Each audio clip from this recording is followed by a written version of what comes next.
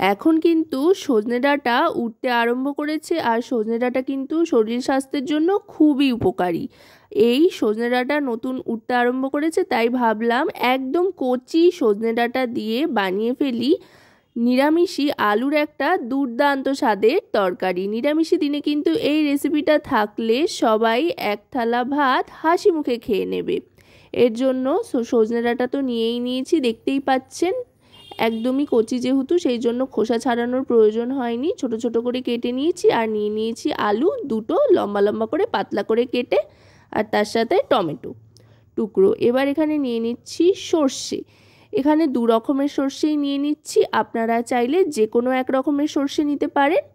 দু রকমের সর্ষে 2 চামচ করে নিয়ে নিয়েছি। আর নিয়ে নিচ্ছি পোস্ত, এটাও 1.5 চামচ মতো নিয়ে নিলাম। এবার এটা বেটে নেব। আর এদিকে সর্ষের তেল গরম করে তাতে লম্বা লম্বা পাতলা পাতলা করে কেটে রাখা আলুর টুকরোগুলো ভেজে নিতে হবে। অবশ্যই কিন্তু সর্ষের তেলই ব্যবহার করবেন, যেহেতু সর্ষে বাটা দিয়ে রান্নাটা হচ্ছে সেই জন্য। এখানে দুটো বেশ বড় সাইজের আলু এরকমভাবে কেটে নিয়েছি। এই রেসিপিটার জন্য আলু যদি একটু বড় পাওয়া যায় তাহলে সেটাই কেটে নেবেন, বেশ ভালো লাগবে দেখতে। আলুটা ভাজতে ভাজতে একটু হলুদ গুঁড়ো দিয়ে দিচ্ছি, এতে করে আলুতে খুব সুন্দর একটা রং চলে আসবে। এবার আলুটা ভালো করে একটু লালচে রং আসা পর্যন্ত ভেজে নিতে হবে। সর্ষের তেলে যে কোনো কিছু ভাজলে কিন্তু দারুণ একটা গন্ধ আসে। দেখুন কথায় কথায় কিন্তু আলুগুলো ভাজা হয়ে গিয়েছে। এবার আলুগুলো আস্তে আস্তে তুলে নিচ্ছি। আলুটা তুলে নেওয়ার পর বাকি রান্নাটা কিন্তু এই সর্ষের তেলেই করব। এবার এই তেলেই ফোড়ন হিসেবে দিয়ে দিচ্ছি কালো জিরে।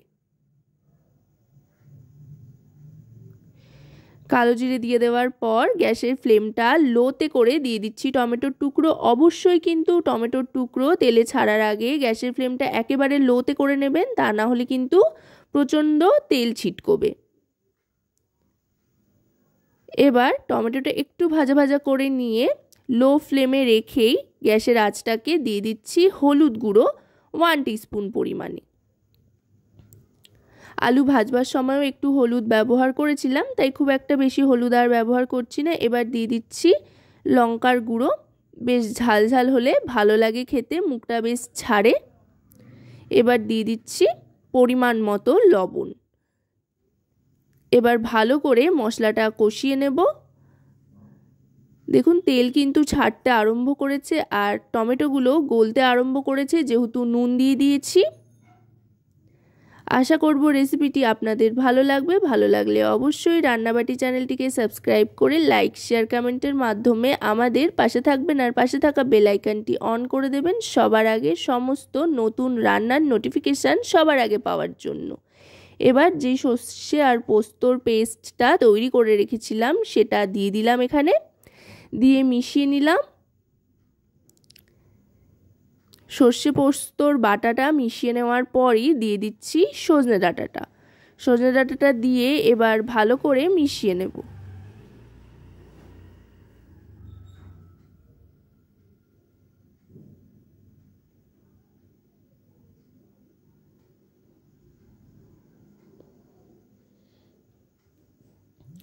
দেখুন এখানে কিন্তু একেবারে শুকনো শুকনো হয়ে গিয়েছে মশলাটা।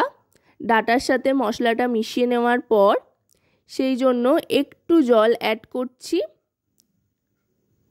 জল অ্যাড করে এবার গ্যাসের ফ্লেমটা কিন্তু মিডিয়াম টু হাইতে করে দেবো। করে একটু ভালো করে নাড়াচাড়া করে নিয়ে এবার এর মধ্যে ভেজে রাখা আলুর টুকরোগুলো দিয়ে দেব। আলুর টুকরোটা দিয়ে গ্যাসের ফ্লেমটা লোতে করে দিয়ে এবার ঢাকনা চাপা দিয়ে দেব।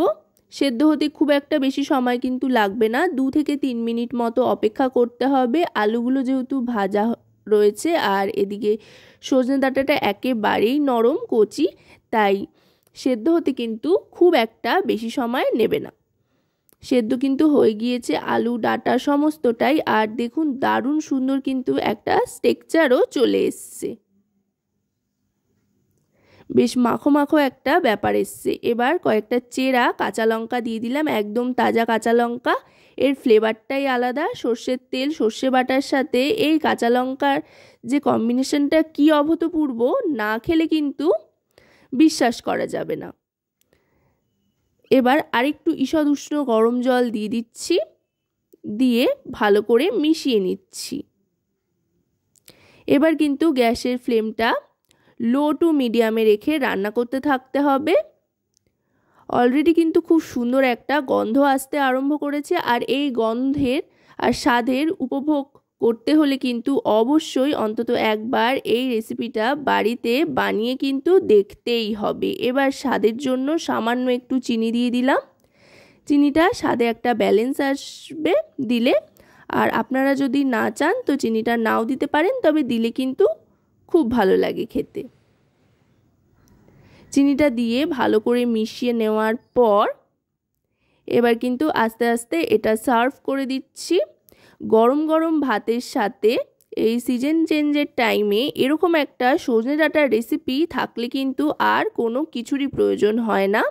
এক থালা ভাত চটপট খাওয়া হয়ে যায়। তো আজকের এই রেসিপিটি আপনাদের কেমন লাগলো সেটা কিন্তু অবশ্যই আমাকে কমেন্টের মাধ্যমে জানাবেন।